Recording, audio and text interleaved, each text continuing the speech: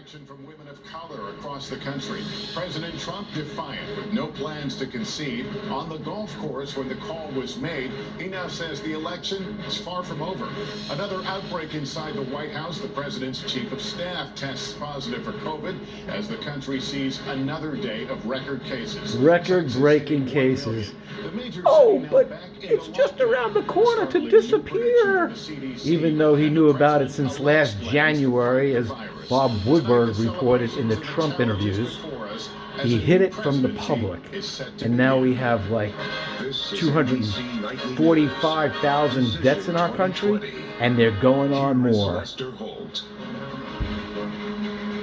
Good evening, everyone. The Trump era is coming to an end. 4 days after polls closed across the country, Joe Biden has emerged tonight as the winner and president-elect of the United States. NBC News projecting the former vice president's victory after he put Pennsylvania out of reach of President Trump. Had a way to go, Joe. Pennsylvania did it. Votes needed for victory. Woo-hoo! Tonight, spontaneous celebrations in the streets of many American cities over a history-making election that will make Kamala Harris the country's first woman and first woman of color vice president. President-elect Biden scheduling a prime-time address to a divided nation. Our team is covering it all. We start with Kristen Welker. Celebrations everywhere, all over the country. Jubilance as people flooded the streets today, celebrating a new era in American leadership, from the White House to the West Coast. All marking a history-making moment. Joe Biden poised to become the 46th president of the United States, the first person to defeat an incumbent president in nearly 3 decades. Kamala Harris is the first woman and person of color to earn the title of vice president-elect. Biden reaching the 270 electoral votes needed with a win in the state where he was born, Pennsylvania. We can now project that former Vice President Joe Biden has been elected president of the United States. For the nation, it is a moment of clarity after a bruising campaign and 4 days of uncertainty about who had won the election, with vote counts slowed by a surge in mail-in ballots due to the pandemic. Biden, who will address a deeply divided nation tonight, will call for unity and healing, according to his aides. In his first statement today, saying he is honored and vowing, "I will be a president for all Americans, whether you voted for me or not," striking a similar tone overnight. We have to put the anger and the demonization behind us. It's time for us to come together as a nation to heal. Harris posting her celebratory conversation with her new boss. We did it, Joe.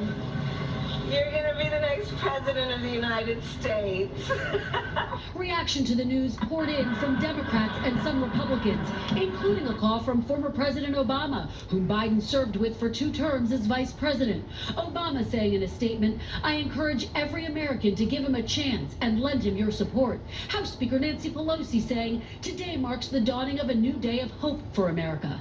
And while there was no traditional concession call from President Trump, some Republicans did congratulate Biden. Senator Mitt Romney, who unsuccessfully challenged Obama and Biden in 2012, called Biden and Harris people of goodwill and admirable character. There you go. In 1973, Biden became the country's youngest senator. Now he's on the cusp of becoming the oldest president. He'll be 78 when he's sworn into office. And while Biden will face unprecedented challenges, a pandemic, an economic crisis, and country riven by racial He's got a strife, full plate Biden when he says gets he's ready to inaugurated. get to work. Got to heal the country. And Politics. The work of the nation isn't to fan the flames of conflict, but to solve problems, to guarantee justice, to give everybody a fair shot, and to improve the lives of our people. We may be opponents, but we're not enemies. We're Americans. You said it all, Joe. Yes, that's the way it is. On Saturday night, November 7, 2020. Bye-bye. Tune in at 8 o'clock tonight to see Joe Biden.